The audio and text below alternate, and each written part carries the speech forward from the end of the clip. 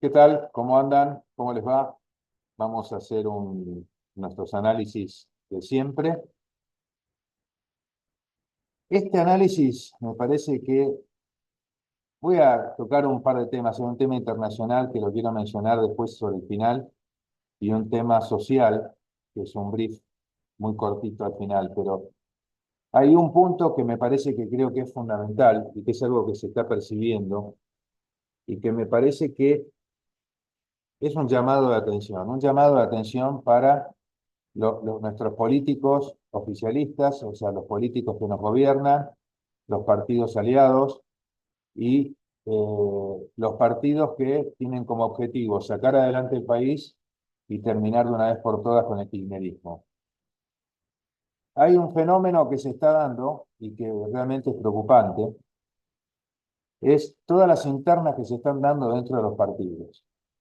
Vemos dentro de la Libertad Avanza que hay algunos grupos o gente que se aparta, o hay internas dentro de la Libertad Avanza, por ejemplo, la interna que hubo entre los que fueron a visitar a los militares y los que criticaban eso, que es casi irónico porque si hablamos de la libertad, yo tengo la libertad de ir a visitar a quien se me dé la gana, sino también cuando se iba a visitar a todos los presos por corrupción, o a un violador, o a un asesino, con ese criterio nadie podría ir a visitar a nadie.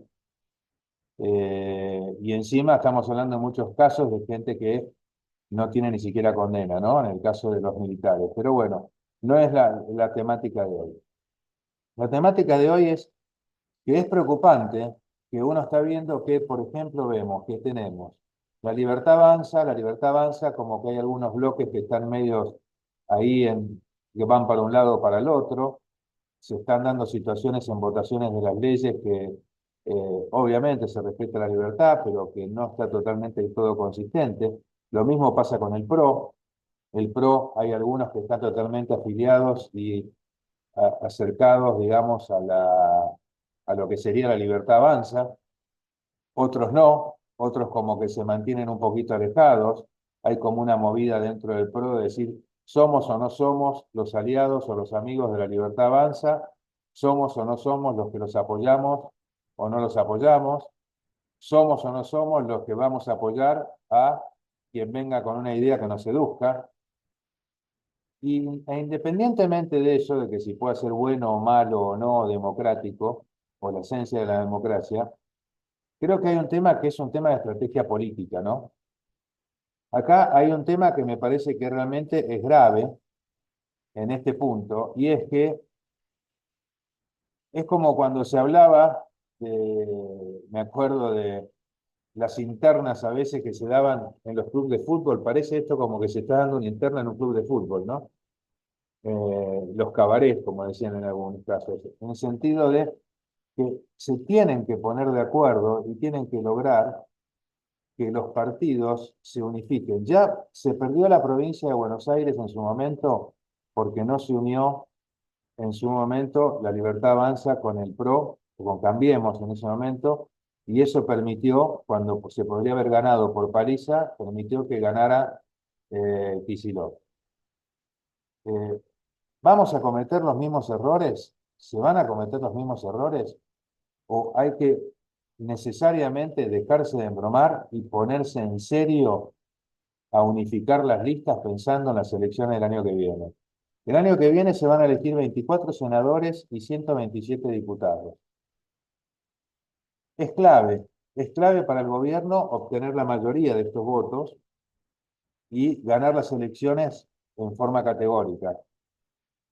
Pero hoy el fenómeno que se estaría dando, si uno analiza los encuestadores, cómo arman los distintos grupos o zonas de confort de alguno de los diputados o candidatos, es como que se arman muchos grupos de menor entidad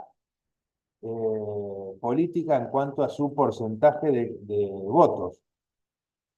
¿Y eso qué puede pasar? Puede pasar que independientemente que el kirchnerismo hoy es una bolsa de gatos y se están arrancando los ojos, El otro día creo que también lo comentaba alguien y me pareció interesante seguir la línea de lo que había dicho, que si se diera el caso que Cristina se llega a juntar con Massa y con Kicillof para las elecciones del año que viene y avanzan con una lista única, si del otro lado no se hace lo mismo, puede llegar a darse el caso de que el kirchnerismo, que está prácticamente detonado o que está prácticamente en camino ya a su terminación definitiva, vuelva a renacer y gane las elecciones. Eso sí que sería muy grave, ¿no? Que por internas de los partidos ganen ellos. ¿Por qué? Porque si se juntara realmente todo lo que es la oposición, Libertad Avanza, el PRO, el peronismo federal, o sea, todos los partidos estos que tienen una digamos, coincidencia ideológica, por más que en algunos puntos no piensen lo mismo, es París histórica.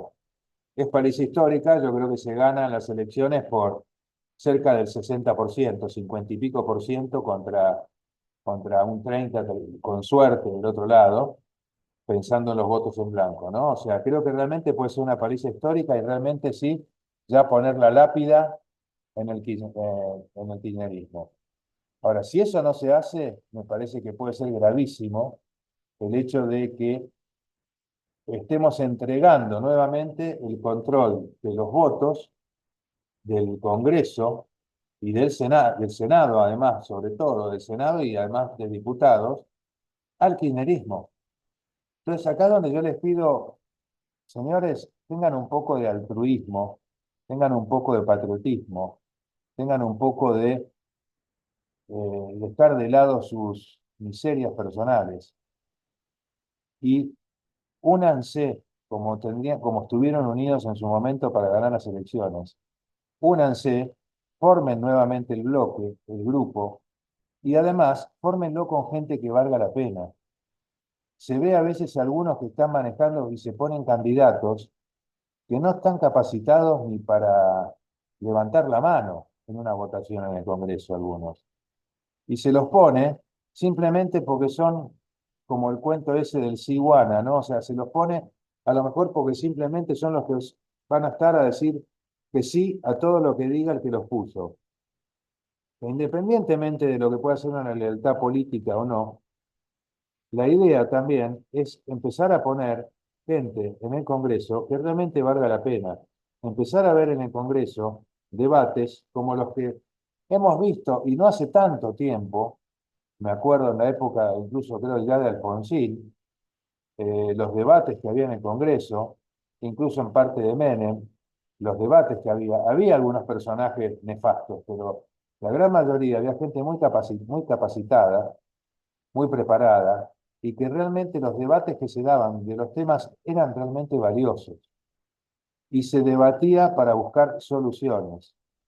A veces hay que discutir o debatir para ganar la solución. Muchas veces ahora lo que se da es que se debate y se discute para ganar la discusión, que no es lo mismo.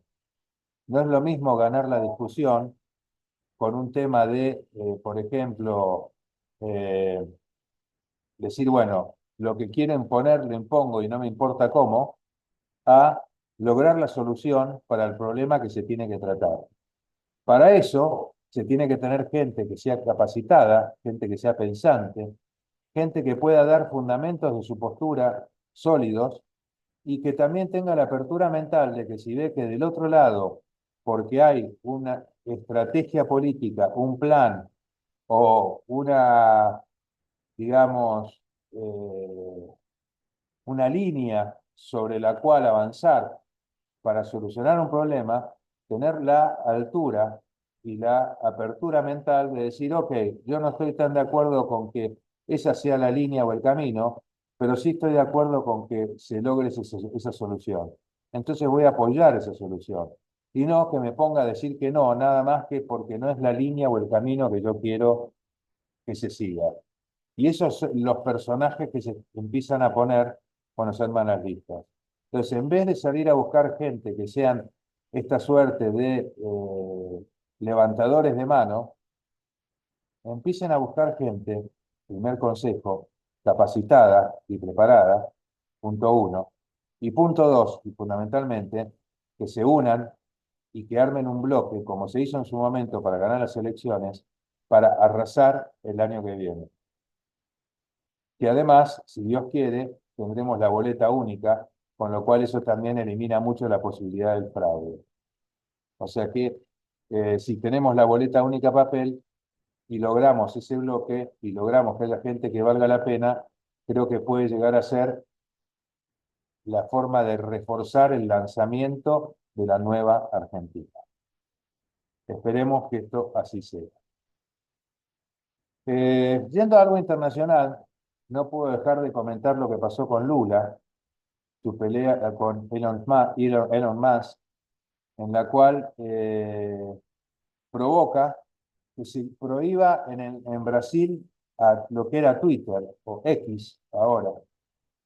Realmente ese acto de censura asqueroso, realmente me parece que es de terror, que se censure de una manera, de esa manera, propio de una Venezuela o de una Cuba o de un país. Creo que ni China tiene ese grado de censura. Si bien China controla las cosas que pasan en Internet, creo que no tiene hasta ese grado de censura. Fíjense que en Venezuela, por ejemplo, lo que hacen es les cortan el acceso a Internet para que no puedan muchos tener información, pero prohibir a la gente y sancionarla porque escriba algo en Twitter o algo por el estilo, me parece aberrante. Y me parece aberrante que lo haga Brasil. Brasil y Lula. Lula, uno podrá estar de acuerdo con muchas cosas de él o no, pero sí hay que destacar que Lula en su momento hizo cosas buenas para el Brasil. En su primer mandato generó un aumento de la clase media importante y es un socialista pragmático. Bueno, ahora se está volviendo un populista rabioso prácticamente con este tipo de cosas. Y una cosa es que lo tengamos en Venezuela, pero que si Brasil se suma en ese tipo de actitudes, ya el tema puede ser muy grave hasta para la región. Entonces ahí es donde yo le pregunto a todo el mundo, a los países, o sea, obviamente desde mi humildad, porque no sé qué bolilla me pueden dar, pero me gustaría saber, no solo Latinoamérica, sino también Estados Unidos y los países europeos y todos aquellos países que lo tienen a Brasil por su poderío, ya que Brasil podríamos decir que es una suerte, que es la China de Latinoamérica por el poderío económico que tiene y por la cantidad de gente y producción, si le van a poner o no le van a poner algún tipo de freno. Yo creo que le tienen que poner algún tipo de freno a estos tipos de actos de censura y violatorio de la libertad y del derecho a la información y el derecho a expresión. Sería lamentable que como es Brasil y que es muy fuerte en su economía y que tiene preponderancia en muchos mercados, que no se le animen a decirle nada. Eso de vuelta volvería a hablar de la pobreza ética de muchos de los gobernantes, ya que lo lógico sería que si se ataca un principio tan básico como la libertad de expresión y se lo bloquea de esa manera, encima en un país que es un país relevante, que el resto de la comunidad internacional reaccione. Bastante con que ya no reaccionan contra muchas cosas de Maduro, bastante con que muchas veces a Venezuela no le quieren aplicar algunas sanciones. ¿Por qué? Porque le compran el petróleo. Ya eso de por sí me parece bastante paupérrimo, ¿no? O sea, la actitud de hacer ese tipo de olvidanzas, olvidarse un poco de lo que pasa en el país. ¿Por qué? Porque quiero seguir comprándole petróleo, ¿no? Pero bueno, eso es anecdótico. Sería bueno que con Brasil no pase lo mismo y que realmente a Brasil le pongan un freno político en la comunidad internacional y eviten que eso pase. ¿Por qué? Porque es un mensaje también para Lula de decirle que él lo que tiene que hacer como líder de una región, junto con Argentina, que en teoría somos los líderes, y esto sin desmerecer a los demás países, pero por un tema de tamaño y de población, son los dos países más, en teoría, más fuertes no desde lo económico hoy hay países más fuertes que nosotros en Latinoamérica, lamentablemente, no por ellos, digo lamentablemente por nosotros, pero sí en cuanto a poderío, digamos, histórico y representatividad histórica. Entonces creo que es fundamental que la comunidad internacional le ponga un freno a él. Por último, ahí sí una crítica que yo quiero hacer. Como yo siempre digo, estoy a favor de la libertad, estoy a favor del gobierno del presidente Milei y de muchas de sus medidas. También digo que es el momento de empezar a ayudar a que la gente empiece a empezar a ver los beneficios de todos estos cambios. El otro día en un reportaje con Majul, el presidente Milei dijo que la gente lo va a empezar a ver. Esperemos empezar a verlo pronto, porque la verdad que se dice que la casta es la que está pagando el precio, yo no lo veo que lo esté pagando la casta, ya que la casta se siguen aumentando los sueldos, después vuelven para atrás, pero la casta la siguen pasando bomba, y es la clase media, media alta y media baja los que están pagando el precio de todo esto. Entonces me parece que es hora de que esa gente, de que toda esa gente empiece a tener algún tipo de contrapartida de todo el esfuerzo que se está haciendo. Esto va de la mano con que me pareció realmente deplorable, o sea, muy criticable, lo que se hizo en el PAMI. Eso lo de reducir 44 remedios, muchos de los cuales son bastante esenciales, y quitarles la cobertura del 100%. Quitarles la cobertura del 100% y que van a tener una cobertura en algunos casos del 50, otros del 70 y otros del 20 o 30.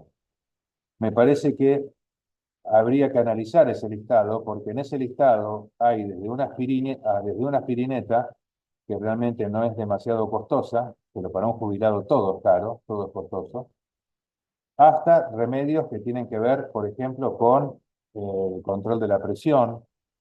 Incluso estaba en el listado, si no me equivoco, la morfina, que no sé cómo lo van a aplicar, porque la morfina se aplica en sanatorios, y ¿y qué van a hacer? ¿Le van a cobrar después al sanatorio o en el hospital al paciente si le tuvieron que aplicar morfina? Y si no tiene la plata, que va a tener que morirse con dolor o lo que sea. O sea, creo que la libertad hay que defenderla a rajatabla, pero cuando la libertad empieza a afectar cosas que deberían ser controladas o aseguradas por el pequeño Estado que pretendemos, porque yo no pretendo que no haya Estado, pretendo que haya un Estado chico, pero que sea lo suficientemente eficiente para regular aquellos casos en los que realmente se necesita que regule.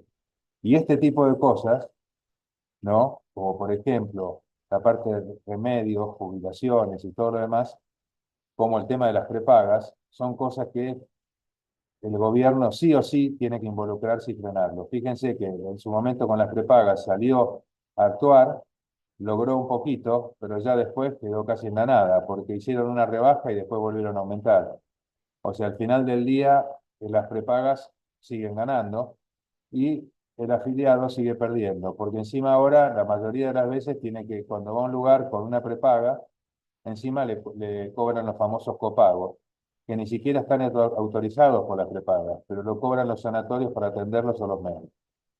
Entonces, en estos casos sí llamo a la reflexión de que la libertad tiene un límite. El límite de la libertad, así como se dice en el derecho, termina donde empieza la libertad del otro. Y la libertad del otro es la de poder pretender y exigir que en los casos que el gobierno o el Estado tiene que estar presente y protegerlo y ayudarlo, poder exigir que eso ocurra. Nos vemos la semana que viene.